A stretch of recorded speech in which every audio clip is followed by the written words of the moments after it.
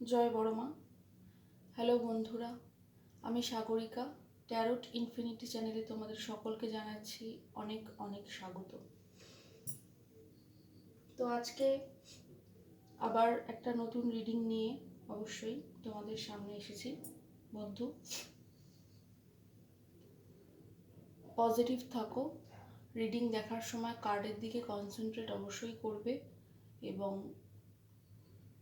Positive থাকবে, negative thought রাখবে না। আর এটা জেনারেল রিডিং, সবার সাথে যে পুরোপুরি সবটাই যাবে এমন নয়, আবার যেতেও পারে। আর একটা হচ্ছে টাইমলেস, মানে আজকে বানিয়েছি মানে আজকেই দেখছি সেটা না, আজ থেকে 2 বছর পর 4 বছর পরও এটা তোমার সাথে রেজোনেট করতে পারে। এবং জেন্ডার বেসিস নয়, স্ত্রী মহিলা পুরুষ উভয়ই দেখতে পারেন। তো চলো শুরু করা যাক আজকের রিডিং।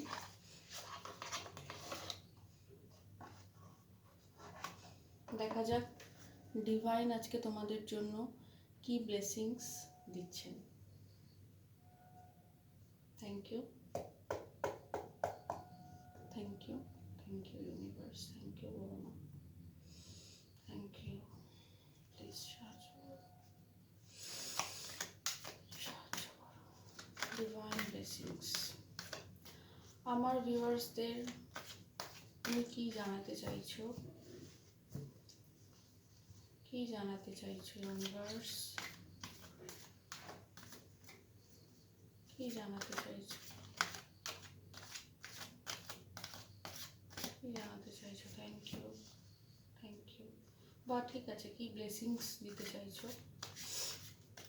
প্লিজ দেখাও, দেখাও আমার ভিউয়ার্সদের, দেখাও। থ্যাংক ইউ, থ্যাংক ইউ মা, থ্যাংক ইউ মা, thank you, thank you universe, thank you so much. Please দেখাও আমার ভিউয়ার্সদের যে আজ তাদের জন্য তুমি কি ব্লেসিংস দিচ্ছ।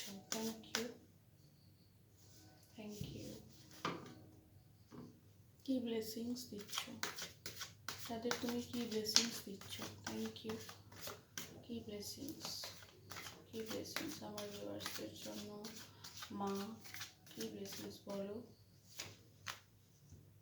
Judgement, thank you. আরো দুটো কার্ড দাও। থ্যাংক ইউ, থ্যাংক ইউ মা, thank you universe, thank you মা।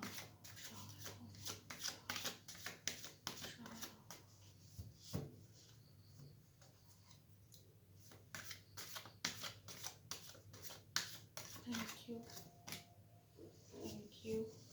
কি ব্লেসিংস, কি ব্লেসিংস আমার ভিউয়ার্সদের জন্য, কি blessings. Thank you, thank you divine, thank you.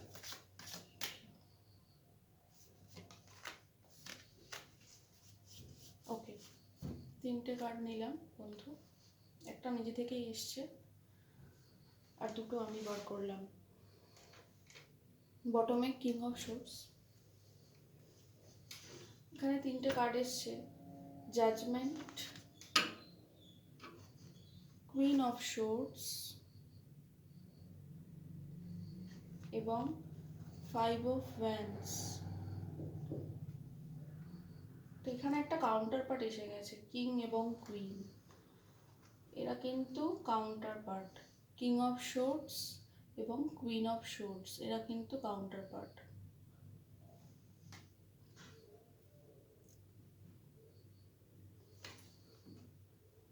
তো যাই হোক, যার জন্যই এসছে, যে ব্লেসিংসটা বলা হচ্ছে সেটা কিন্তু কিছুটা লাভ, ভালোবাসা দেখতে পাচ্ছি এখানে, অর্থাৎ কাউন্টার পার্ট এসে গেছে, একে অপরের পরিপূরক, একে অপরের সোলমেট। দুজনেই লজিক্যাল, ইমোশন কম, ইমোশন দিয়ে ভাবছেন না, দুজনেই লজিক্যাল, স্ট্রেট ফরওয়ার্ড। তো এখানে দেখা যাচ্ছে যে এই সম্পর্কে একটা অন্তর্দ্বন্দ্ব ছিল, কারোর একটা অন্তর্দ্বন্দ্ব ছিল, হয়তো এই কিংয়েরই অন্তর্দ্বন্দ্ব ছিল, মনের মধ্যে দ্বিধাদ্বন্দ্ব ছিল যে ইনি কি করবেন, ইনি ঠিক পথে যাচ্ছেন কিনা, এই সম্পর্কে তার এগোনো উচিত কিনা, এরকম নানাবিধ চিন্তা হয়তো তার মন মস্তিষ্কে ছিল। এবং এটাও হতে পারে যে তিনি তোমাদেরকে ভয় পেতেন, ভাবতেন ও তো খুব স্ট্রেট ফরওয়ার্ড, ওকে বলতে গেলে কি হবে। তবে এটা কিন্তু উনি এটা ভাবেন যে ও আমার পরিপূরক, আমার পাশে যদি কেউ দাঁড়াতে পারে বা আমার পাশে যদি কেউ বসতে পারে তাহলে হচ্ছে এই মানুষটি, এ সেই যোগ্যতা রাখে, এই মানুষটি সেই যোগ্যতা রাখে যে আমার পাশে দাঁড়াতে পারে। তুমিও স্ট্রেট ফরওয়ার্ড এবং তাকেও আমি স্ট্রেট ফরওয়ার্ড লজিক্যালি দেখছি বন্ধু। তবে কিংয়ের মনে যেন মনে হচ্ছে কোনো অন্তর্দ্বন্দ্ব ছিল, সেটা থেকে তিনি বর্তমানে বেরোতে চাইছেন বা বেরিয়ে গেছেন।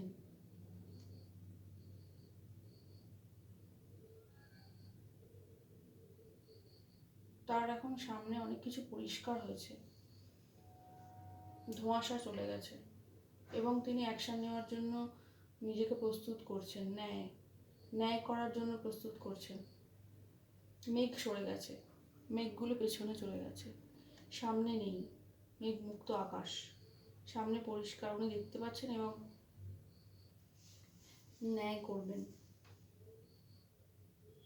ন্যায়ের ভাবনা এনার মনে আছে, ন্যায় করতেই পছন্দ করেন, তাই ন্যায় করতেই চাইছেন তোমার প্রতি, এবং তিনি তোমাকেও এই এনার্জিতেই দেখছেন, কুইন অফ সোর্সের এনার্জিতেই দেখছেন।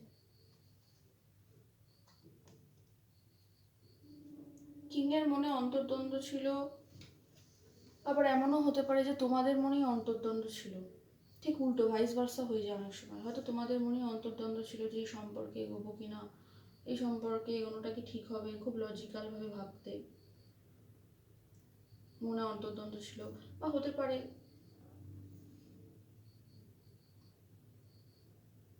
এনার সাথে কোনো ঝগড়া অশান্তিও হয়ে থাকতে পারে, আমি এটা অন্য দিক দিয়ে বলছি, অন্য অ্যাসপেক্টে বলছি। এনার সাথে তোমার কোনো ঝগড়া দ্বন্দ্বও হয়ে থাকতে পারে, মানে যারা রিলেশনে এখন আছো, যাদের মধ্যে দূরত্ব আছে তাদের কথা আমি বলছি না, তাদের জন্য ওইটা যে ইনি ভাবছেন এবার ন্যায় করা উচিত, এবার আমাকে সিদ্ধান্ত নিতে হবে এবং ন্যায় করতে হবে, ওই মানুষটির প্রতি আমাকে অ্যাকশন নিতে হবে। কিন্তু যারা সম্পর্কে আছো, কথা হচ্ছে, দেখা হচ্ছে, ঠিকঠাক রিলেশনে আছো, তাদের মধ্যে কোনো অন্তর্দ্বন্দ্ব, কোনো ঝগড়া ঝামেলা, এরকম একটা ভাইবস আমার আসছে। কিন্তু সেখানে ইউনিভার্সের হস্তক্ষেপ আছে, অর্থাৎ এই যে জাজমেন্ট কার্ড, এটা ইউনিভার্সের হস্তক্ষেপ। একজন অ্যাঞ্জেল রয়েছেন এবং তিনি কিছু ঘোষণা করছেন, অর্থাৎ জাজমেন্ট আসবে এবং সেটা ডিভাইন টাইমে আসবে। ঈশ্বর এখানে বিষয়টা হাতে তুলে নিচ্ছেন, কত বড় সৌভাগ্যের, ঈশ্বর এটা হাতে তুলে নিচ্ছেন এবং তিনি বলছেন যে তোমরা এই দ্বিধাদ্বন্দ্ব যেটাতেই থাকো না কেন, আলটিমেটলি সিদ্ধান্তটা আমিই নেব, জাজমেন্ট আমি দেব। তো হয়তো সময় আগত জাজমেন্টের, যে সম্পর্কে তোমরা দীর্ঘদিন স্ট্রাগল করছো, কষ্ট, দুঃখ, অনিশ্চয়তা, এগুলোর মুখোমুখি হয়েছো এবং হয়তো অনেক সময় ভেবেছো, নিজের মনেই হয়তো ভেঙে পড়েছো, সেই সম্পর্কে কিন্তু জাজমেন্ট আসছে। হ্যাঁ, একটা কনফিউশন ছিল, এই সম্পর্কে একটা কনফিউশন তো ছিলই। এটার কিং অফ সোর্সের তলাতেই এসছে 7 অফ কাপস। তো এই কিংয়ের মনে, যিনি নিজেকে বর্তমানে কিং অফ সোর্সের এনার্জিতে মনে করছেন বা আছেন, সত্যিকারেরই আছেন, তিনি কিন্তু একটা সময় ভীষণ কনফিউজ ছিলেন। তার কাছে বেশ কিছু অপশনস ছিল, সেই অপশনের মধ্যে তিনি কনফিউজ ছিলেন যে আমি কোনটা চুজ করব আর কোনটা চুজ করব না। তো একদিকে ছিল দ্বিধাদ্বন্দ্ব, অন্তর্দ্বন্দ্ব, আর একদিকে ছিল কনফিউশন, দুটোই ছিল। তা এই দুটো থাকলে তো সম্পর্কে এগোনোটা খুব কঠিন বন্ধু। তো যাই হোক, বর্তমানে তিনি এই কনফিউশন থেকে বেরিয়েছেন এবং ন্যায় করবেন বলে এগিয়ে আসছেন। তবে সবচেয়ে বড় কথা সেটা হচ্ছে এখানে ডিভাইন কিছু করবেন, এবং ডিভাইনের তরফ থেকে, অ্যাঞ্জেল ইউনিভার্সের তরফ থেকে কিছু করা হবে এই সম্পর্কে। জাজমেন্ট আসছে।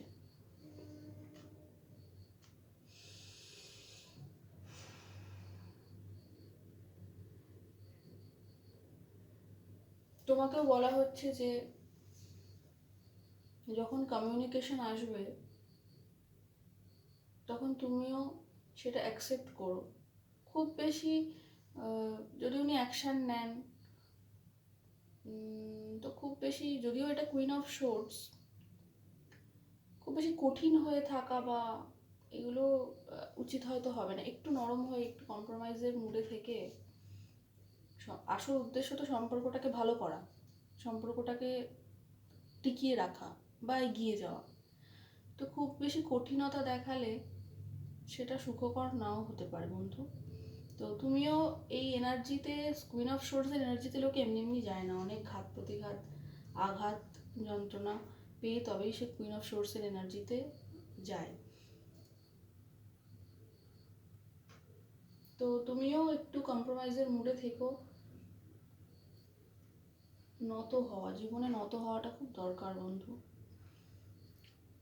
জীবনে ঈশ্বর আমাদের এমন এমন মাঝে মাঝে পরিস্থিতি তৈরি করেন না, আমাদেরকে করতে হয়, নত হতে হয়। মানে উনি আমাদেরকে নত হওয়া শেখান, এবং যেটা কিন্তু একটা খুব বেসিক হিউম্যান স্কিল, এটা খুব থাকা খুব জরুরি। সবসময় ইগো, অ্যারোগেন্সি এগুলো দিয়ে জীবন জগৎ চলে না, মাথা নত তো করতেই হয়। তো এখানে এটাই আজকে রিডিং আমার মনে হলো, যেটা মনে হলো আমি বললাম, যে এখানে কিং আছেন, কুইনও আছে, তাদের মনের মাঝে অন্তর্দ্বন্দ্বও হয়তো আছে। এমনও হতে পারে দু তরফ থেকেই হয়তো অন্তর্দ্বন্দ্ব আছে, সেটাও হতে পারে।